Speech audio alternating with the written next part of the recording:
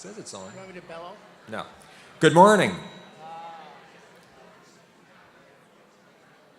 Wonder if everyone could please take your seats. We're going to try to get started so that we start and end on time.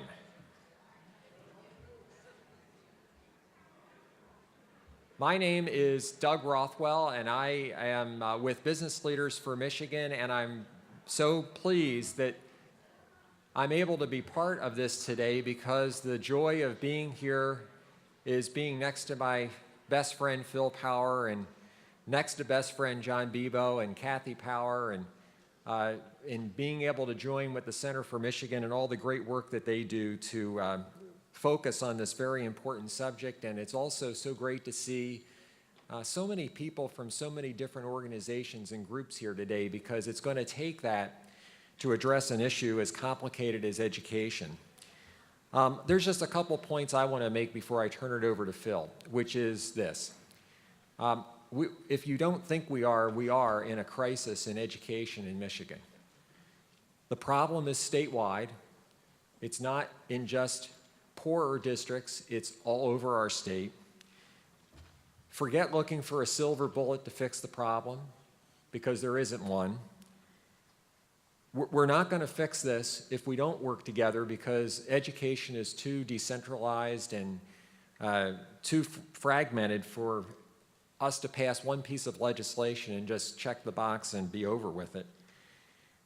I will tell you that for the business community, at least, I can say that they desperately want to fill jobs with Michiganders, but they can't do it if they can't find people that have the education and skills to be able to fill those jobs. And the last thing we want to do is to have rebuilt this state and not be able to fulfill our destiny of being able to become a top 10 state because we can't find the folks to be able to fill them.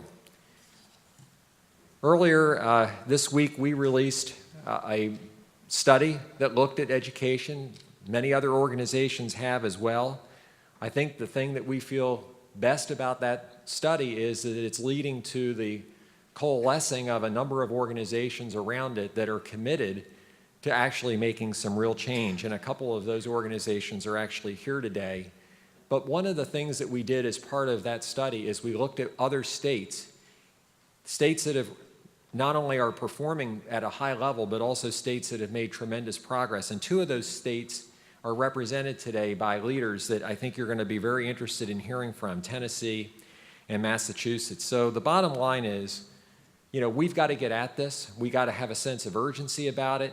And having a meeting and a conference like this today with great friends from the Center for Michigan is absolutely the way to get started. So let me turn it over to Phil, and then we'll get on with the program. Phil, all yours.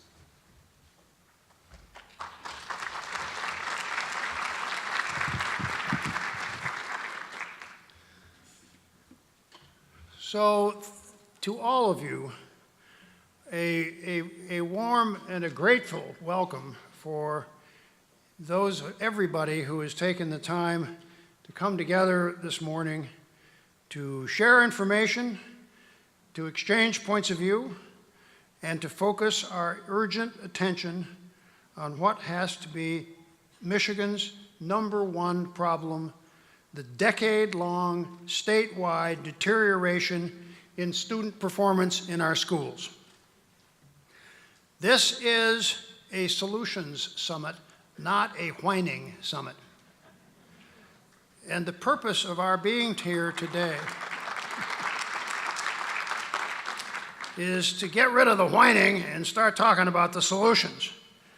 And based on the number of people who are here and the organizations that are representative, there are many, many people and organizations who deserve a big thank you for their essential involvement in today's event. Especially important is our partner, Business Leaders for Michigan, and my old friend Doug Rothwell. BLM represents the business community, to be sure, but it also represents the informed collaboration of far-seeing business people who realize they simply cannot succeed in their businesses without having a skilled and knowledgeable workforce, which is the result of a functioning, effective, high-performance education system. I trust that you've seen BLM's report, which was issued earlier. It's a terrific report. It is the best summary of the realities of where we are today, and it's worthwhile, careful study by everybody who is here.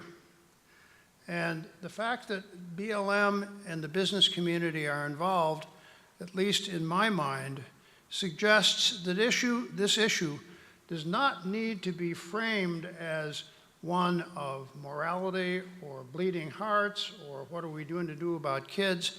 It has to do with hard-headed questions of how it is that our economy succeeds in making a life of prosperity and success for our people. It is an economic issue beyond everything, and this prosperity of our state depends on our success. We have today a star-studded list of speakers and panelists, ranging from Detroit School Superintendent to Doug Ross is over right here. Doug and I have been in the trenches for many years. And Amber Ariano from Ed Trust.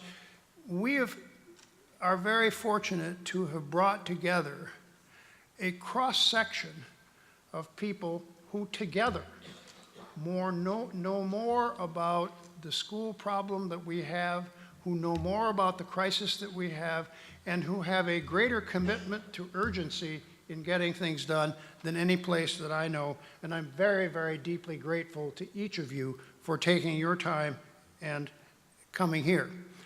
This is in particular directed at our visitors from Massachusetts and Tennessee who have come to us from out of state, because those two states have succeeded beyond any measure in demonstrating that this work of change and reform can in fact be done. It ain't easy. It takes a while. It takes guts and persistence, but the demonstration of Massachusetts and Tennessee should give us a sense, yeah, it can be done, and there's no reason why we cannot do it. And the way to do it is quite simple. We have to develop a deep network of collaborating allies, Michigan companies, foundations, civic organizations, citizens, and the educators who are at the front of Michigan's children every day. You can't do things top down. You have to include everybody who is engaged in this effort, because all our children are engaged in the solution, and if we don't succeed, they will be engaged in the debris of our failure.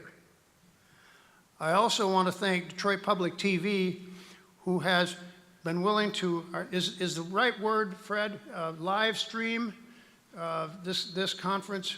We appreciate your help and involvement very much. That makes a great deal of difference. I guess the thing that, having watched this for a long time, that bothers me the most about this crisis is the lack of urgency that I feel and that everyone feels, and the lack of political will that our leaders have so far demonstrated in their unwillingness to face this problem. And if one thing comes out of this conference, it is to be dismissive and outraged at the lack of urgency that is being demonstrated by the system.